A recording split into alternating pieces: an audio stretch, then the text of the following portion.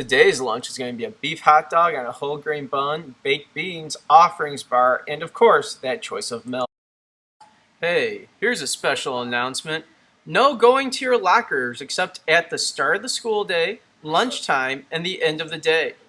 The only other students who should be at their locker are those who need to go to put away items before and after gym class. Thank you! So make sure no one's at their lockers except during those times. This is the last week to buy your Warrior gear. Make sure you go to fancloth.shop/SPMLB. Buy it by October 17th. Just buy! Bye! The public service announcements about making sure that you wear your mask over your mouth and nose. And you know what else will look good? This Wilson Warrior adjustable over-ear face guard. Not only can you keep your mask on your face, but you can do it in style for the low price of $19.50. Football had games last Wednesday. Both teams lost. All players played hard. We look forward to bounce back next week. Volleyball had a game this last Monday. They won all of their matches against Allen Park. We look forward to more reports next week. The MSDRT Jamboke, the cross-country team, had a great showing.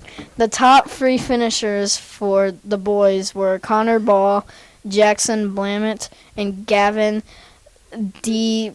Powers. Sorry, I butchered that. Oh! These top three girls were Eleanor Grant, Alan Reitenberg, and Joelle Cockinson. As you can see from yesterday's mystery puzzle, they are two completely different DNA samples. You can tell by that top line up there.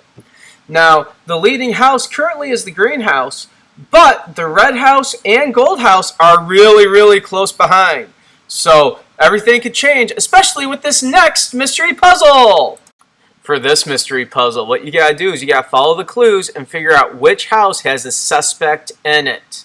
Now, remember, I suggest pausing the screen right here and actually reading through it, maybe making some little drawings and Xing stuff out, and then you gotta figure out how to get me the answer. Remember, you gotta email me by 8:05 or else your response will not count.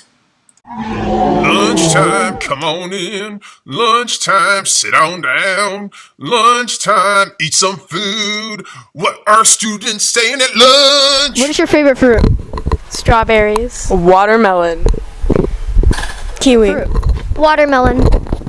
Bananas. Banana. Fruit. Kiwi. Watermelon. Banana. Tomato. I like pears.